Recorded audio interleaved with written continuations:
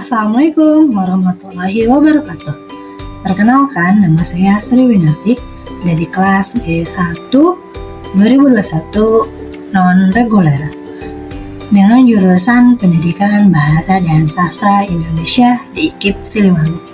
Baik, teman-teman, kali ini saya akan membahas tentang analisis adat sebagai faktor utama yang menghalangi cinta dalam novel Tenggelamnya Kapal Panderwijk menggunakan pendekatan sosiologi sastra. Baik teman-teman, mari simak dan selamat menyaksikan.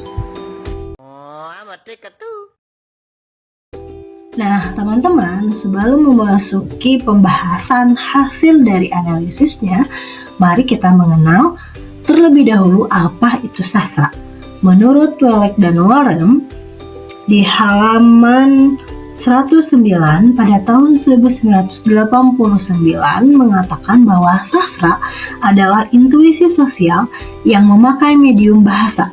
Sastra menyajikan suatu kehidupan, dan kehidupan sebagian besar terdiri dari kenyataan sosial. Walaupun karya sastra meniru alam dan dunia subjektif manusia. Nah, karya sastra lahir di tengah-tengah masyarakat dan sebagian besar diambil dari kehidupan bermasyarakat. Melalui karya sastra, seorang pengarang mengungkapkan problema-problema tentang kehidupan yang dirinya sendiri ikut serta di dalamnya. Karya sastra menerima pengaruh dan memberi pengaruh juga terhadap masyarakat. Jadi satu sama lain saling terikat. Karya sastra merupakan kebenaran sejarah dan sosial.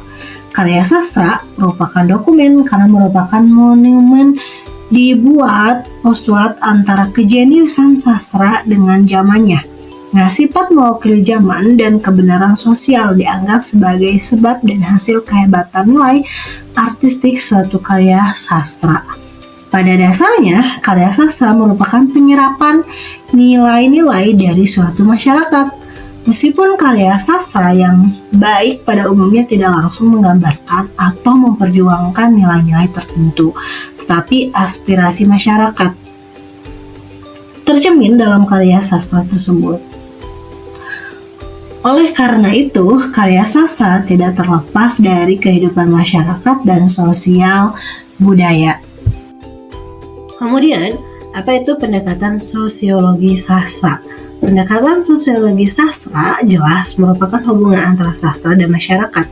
Literature is an expression of society. Artinya, sastra adalah ungkapan perasaan masyarakat. Maksudnya, masyarakat mau tidak mau harus mencerminkan dan mengekspresikan hidup. Adapun sosiologi sastra dapat meneliti sastra itu melalui 3 perspektif. Pertama, perspektif teks sastra, artinya peneliti menganalisis melalui teks sastra sebagai sebuah refleksi kehidupan masyarakat dan sebaliknya. Kedua, perspektif biografis, yaitu peneliti menganalisis pengarang. Perspektif ini akan berhubungan dengan kehidupan pengarang dan latar belakang sosialnya. Menganalisis ini akan berbentur pada kendala jika pengarang telah meninggal dunia, sehingga tidak bisa ditanyai. Karena itu, sebagai sebuah perspektif, tentu diperuntukkan bagi pengarang yang masih hidup dan mudah terjangkau. Ketiga, perspektif reseptif, yaitu peneliti menganalisis penerimaan masyarakat terhadap teks sastra. Berikutnya, ada fungsi sosial sastra.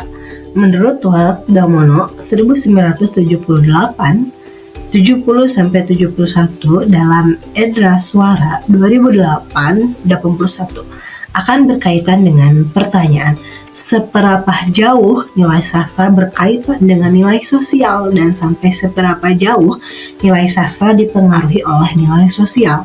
Dalam kaitan ini ada 3 hal yang perlu diungkap. Pertama, sudut pandang kaum romantik yang menganggap sastra sama derajatnya dengan karya pendeta atau nabi. Dalam pandangan ini tercakup wawasan agar sastra berfungsi sebagai pembaharu atau perombak. Kedua, sudut pandang bahwa karya sastra bertugas sebagai penghibur belaka. Dalam hal ini, gagasan seni untuk seni tak ada bedanya dengan praktik melariskan dagangannya untuk mencapai bestseller. Kemudian yang ketiga, semacam kompromi dapat dicapai dengan menjamin slogan klasik, sastra harus mengajarkan sesuatu dengan jalan menghibur. Selanjutnya, produksi dan pemasaran sastra. Penelitian tentang produksi dan pemasaran sastra cukup jarang dilakukan, karena masalah ini seakan-akan menjadi tanggung jawab penerbit. Padahal sebenarnya tidak demikian. Artinya, pengembangan karya sastra juga menjadi tanggung jawab bersama.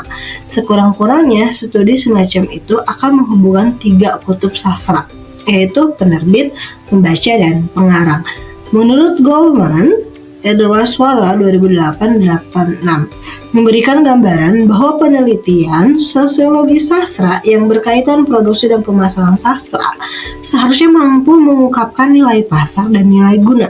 Nilai pasar akan selalu mempengaruhi oleh hubungan manusia dengan sastra sebagai komoditi. Hubungan ini amat ditentukan oleh kualitas konkret objek yang dibeli. Sedangkan nilai guna yaitu penjualan teks sastra yang berkaitan dengan kebutuhan pencipta dan pembacanya.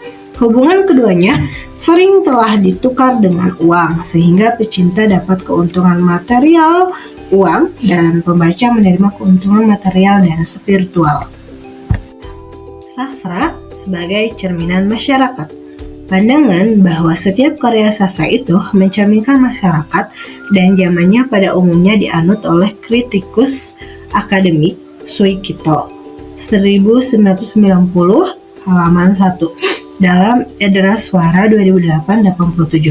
Pandangan ini semata-mata sering muncul dalam penelitian berupa skripsi, tesis, disertasi, dan sejumlah penelitian kecil. Penelitian tersebut berusaha mengungkapkan karya sastra tertentu, terutama novel karya penulis terkenal, untuk melihat represi masyarakat di dalamnya. Mungkin hasil penelitian tersebut telah menumpuk banyak di perpustakaan. Secara esensi, sosiologi sastra adalah penuturan tentang studi ilmiah manusia dan masyarakat secara objektif, studi lembaga-lembaga sosial lewat sastra dan sebaliknya, studi proses sosial, yaitu bagaimana masyarakat bekerja, bagaimana masyarakat mungkin, dan bagaimana mereka melangsungkan hidupnya. Kemudian, studi semacam itu secara ringkas merupakan penghayatan teks sastra terhadap struktur sosial. Aspek-aspek sosiologi sastra yang terpantul dalam sastra tersebut selanjutnya dihubungkan dengan beberapa hal, yakni konsep stabilitas sosial, konsep keseimbangan masyarakat yang berbeda, bagaimana seorang individu menerima individu lain dalam kolektifnya, bagaimana proses masyarakat dapat berubah secara bertingkat, bagaimana perubahan bermasyarakat, misalkan dari feudalisme ke kapitalisme. Selanjutnya, apa itu konteks sosial budaya? Nah, penelitian sosiologi sastra yang lengkap seharusnya terkait dengan latar belakang sosiokultural masyarakat. Karena karya besar dengan sendirinya akan mempresentasikan latar belakang sosiokultural dan moral yang tangguh. Peneliti bertanggung jawab mengungkapkan hal tersebut agar dapat menangkap watak-watak kultural suatu masyarakat. Keberhasilan kajian demikian akan menjadi bagian kritik sosiologis yang seharusnya mampu mendorong terciptanya karya besar pula. Lebih dari itu, sesungguhnya penelitian kritis sosiologi sastra mampu menggali masa lalu yang masih relevan dengan masa kini dan mendatang. Pendekatan sosiologi budaya tersebut dapat digunakan dalam penelitian ke dalam dua segi. Pertama, berhubungan dengan aspek sastra sebagai represi sosiobudaya. Kedua, mempelajari pengaruh sosiobudaya terhadap karya sastra. Nah, aspek pertama ini tidak lepas pula dari masalah refleksi sastra. Sedangkan aspek kedua berhubungan dengan konsep pengaruh. Konsep pengaruh ini juga dapat diperluas lagi menjadi pengaruh timbal balik sastra dan sosiobudaya.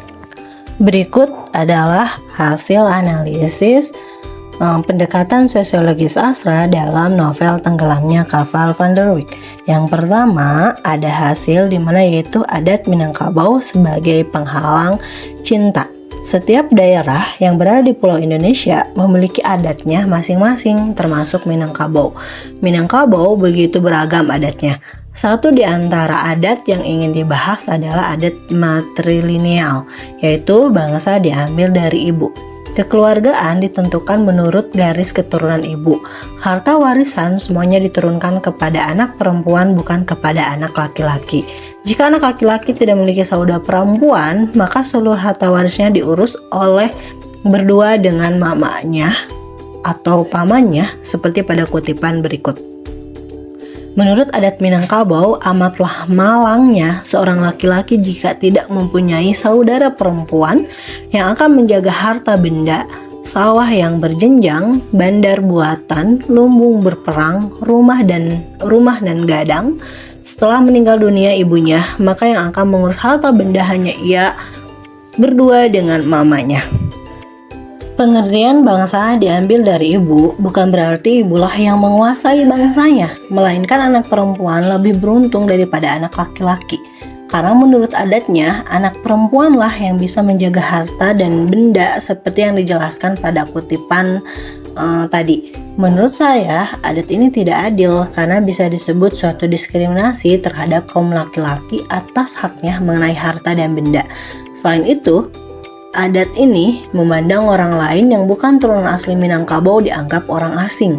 Seperti halnya dalam novel diceritakan bahwa Jaunuddin berayah orang Minangkabau dan beribu Makassar, dia tetap dianggap orang asing di Minangkabau. Meskipun dia anak orang Minangkabau Tulen, dia masih dipandang orang pendatang, masih dipandang orang jauh, orang Bugis, orang Makassar. Hamka 2012 halaman 21. Begitulah pandangan masyarakat sekitar mengenai pendatang baru di negeri Minangkabau. Walaupun orang Tavanuli atau Bengkulu yang sedekat-dekatnya, dia dipandang orang lain juga. Malang nasib Anang kayak demikian, sebab dalam negeri ibunya dia dipandang orang asing dan dalam negeri ayahnya dipandang orang asing pula. Hamka 2012 halaman 22. Mereka memandang bahwa anak yang memiliki nasib seperti itu sungguh malang sekali nasibnya karena tidak bersuku, tidak memiliki tempat berpijak sebagai pengakuan daerahnya. Dalam novel Tenggelamnya Kapal Panderwick, sosok Jainuddin lah yang digambarkan oleh Hamka untuk mewakili adat sebagai korbannya. Tak dapat Jainuddin mengatakan dia orang Padang, tak kuasa lidahnya menyebutnya dia orang Minangkabau, dan dia tidak berhak diberi gelar pusaka sebab dia tidak bersuku. Hamka 2012 halaman 22. Dalam novel Tenggelam Kapal Panderwick, tokoh Jaunuddin setelah menerima nasib yang malang karena peraturan adat yang kuat dalam negerinya, ia menjadi korban karena adat itu. Meski seorang baik budi, namun masyarakat tetap memandang sebelah mata. Meski ia sudah tinggal kurang lebih setahun, tidur bersama di surau, tetapi ia tidak memiliki teman dan hari-harinya selalu dalam kesedihan. Kemudian pada suatu hari ia berkenalan dengan seorang gadis Minangkabau yang merupakan kembang desa Batipuh. Mula-mula Hayati berkenalan dengan dia adalah seketika dari hujan lebat, sebab daerah Padang Panjang itu lebih banyak hujannya dari panasnya. Mereka akan kembali ke Batipuh. Tiba-tiba hujan lebat turun, seketika mereka ada di ekor lubuk. Jainuddin ada membawa payung dan Hayati bersama seorang temannya kebetulan tidak berpayung. Setelah perkenalan itu, mereka berdua bersahabat dan saling jatuh cinta. Namun mereka berdua sadar bahwa negeri Minangkabau beradat. Saya ingat kekerasan adat di sini. Saya ingat kecenderungan mata orang banyak. Akan banyak halangannya jika kita bercinta-cintaan. Saya takut bahaya dan kesukaran yang akan kita temui jika jalan ini kita tempuh. Adat ini menjadi momok yang menakutkan bagi dua orang yang saling mencintai karena perbedaan suku. Jika mereka memaksakan menjalin hubungan, bahaya dan kesukaran yang mereka takutkan. Seorang menggasar seperti Jaunuddin tak berdaya dengan adat Minangkabau, meski dia sangat mencintai satu sama lain, adat Minangkabau tetap menentangnya. Harus hal itu saya tanyai, karena di dalam adat kami di Minangkabau ini, kemenakan di bawah lindungan mama. Hayati orang bersuku, berhindu, berkaum, kerabat. Dia bukan seorang sembarang. Hamka 2012 halaman 55. Dalam hal itu, adatlah yang paling utama menentang dan penghalang perbedaan suku bagi dua orang yang saling mencintai. Seorang yang tidak memiliki adat yang sah Minangkabau tidak memiliki hak untuk menikahi perempuan.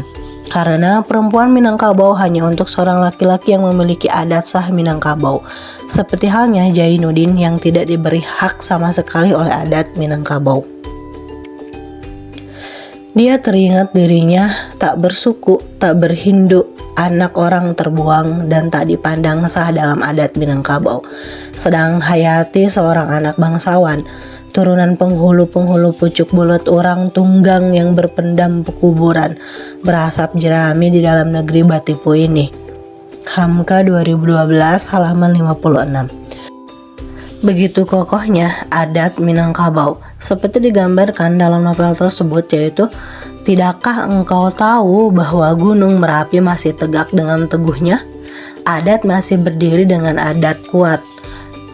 Tak boleh lapuk oleh hujan, tak boleh legak oleh panas. Hamka 2012 halaman 58.